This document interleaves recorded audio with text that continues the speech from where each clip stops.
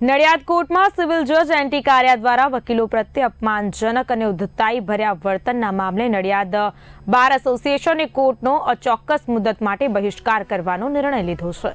બાર એસોસિએશનના અધ્યક્ષો દ્વારા જણાવવામાં આવ્યું છે કે જજ એનટી કારિયા વકીલો પ્રત્યે અયોગ્ય વર્તન કરતા રહ્યા, ખાસ કરીને પક્ષકારો સાથે માનવતા વિરુદ્ધનું વર્તન કરતા, સિનિયર વકીલોને યોગ્ય સમય ન આપતા અને ઓનલાઈન મુદત જોવા દેતા, ઉપરાંત મુદત રિપોર્ટ સ્વીકારવાની પરવાનગી ન આપતા તોછડું વર્તન થતું હતું। આ તમામ મુદ્દાઓને ધ્યાનમાં રાખીને અચોક્કસ મુદત માટે કોર્ટ બહિષ્કાર કરવાનો નિર્ણય લેવામાં આવ્યો છે। આંદોલનના ભાગરૂપે કોર્ટ હાઉસની બહાર વકીલો દ્વારા વિરોધ પ્રદર્શિત કરાયો અને કોર્ટ કચેરીમાં કામકાજ બંધ રાખવામાં આવ્યું હતું। નડિયાદ બાર એસોસિએશનના વકીલોનો ધ્યેય છે કે વર્તમાન પરિસ્થિતિમાં યોગ્ય વ્યવહાર અને સન્માન સાથે કોર્ટ કાર્યની પુનઃ પ્રારંભની ખાતરી કરવી। હડતાલ ઉપર ઉતરવાનું અમારું મેન કારણ એ હતું કે 7મા એડિશનલ ના જજ સાહેબ શ્રી એનટી કારિયા સાહેબ અગાઉ પણ 1 મહિના પહેલા અમે ડિસ્ટ્રિક્ટ જજ સાહેબને રજૂઆત કરેલી કે ભાઈ 7મા એડિશનલ સાહેબનું વકીલો પ્રત્યેનું ગેરવર્તણૂક ખૂબ જ ખરાબ છે, જેથી અંજલે સાહેબના કહેવાથી બેનનું જજ સાહેબનું થોડા દિવસ વર્તન સારું હોય, ત્યારબાદ આની આ પરિસ્થિતિ ફરીથી ઊભી થઈ છે કે સિનિયર વકીલ હોય કે જુનિયર વકીલને કોઈ પણ વકીલને મુદત માટે કે ઉલટ તપાસ માટે કોઈ બીમારી ન હોય ત્યારે પણ એમને પ્રશ્ન ઉભા કરવાના હોય છે। વકીલોની માન મર્યાદા જાળવતા નથી, એમનું ફાવે રીતના વર્તન કરતા હોય છે। પહેલા આજ રોજ નડિયાદ બાર એસોસિએશન થકી અચોક્કસ સમયની અમારે હડતાલ પાડવાની જરૂરિયાત થઈ। અચોક્કસ એનું નિરાકરણ થઈ જાય છે?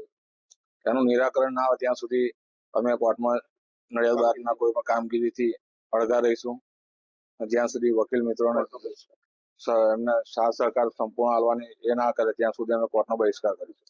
વલણ આવ્યું એવું કેમ છે? એનું કારણ એ ખ્યાલ નથી અત્યારે અમને તો, પરંતુ અમે ઘણા સમયથી એમનું આ વર્તન સહન કરી રહ્યા હતા। ઉદ્ધત વર્તન છે એમનું, અને સિનિયર વકીલને પણ માન મર્યાદા એ જાળવતા નથી। અમારે નડિયાદ કોર્ટમાં 7મા એડિશનલ સિનિયર સિવિલ જજ શ્રી એનટી કારિયા સાહેબ એમની કોર્ટમાં વકીલો પ્રત્યે ખૂબ જ ગેરવર્તણૂક કરવામાં આવે છે, ઉદ્ધત વર્તન કરવામાં મનસ્વી વર્તન છે એમનું, અને વિશેષ તો માનવતા વિરુદ્ધનું વર્તન છે કે કોઈ અસીલ બીમાર હોય ને ના આપે, અને એમનો એક્ઝામ્સના રિપોર્ટ આપવામાં તો સાહેબ સ્વીકારતા નથી કે અત્યારે મેડિકલ સર્ટિફિકેટ આપો। હવે સમજો કે કોઈ અમદાવાદમાં તો મેડિકલ સર્ટિફિકેટ ક્યાંથી તાત્કાલિક આવશે, અથવા ફરિયાદીની સામે પણ વોરંટ ઇસ્યુ કરો, આજે જ એમને બોલાવો। એટલે કોઈ પણ મુદત રિપોર્ટ કે એક્ઝામ્સના રિપોર્ટ સ્વીકારવાની ના પાડે।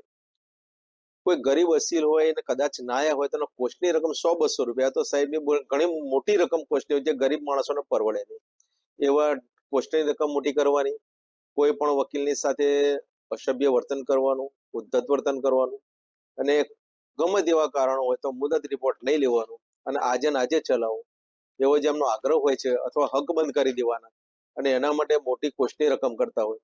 એટલે નડિયાદ બારના વકીલ મંડળ તરફથી એમનો બહિષ્કાર કર્યો, એમની કોર્ટનો બહિષ્કાર કરવામાં આવેલ છે।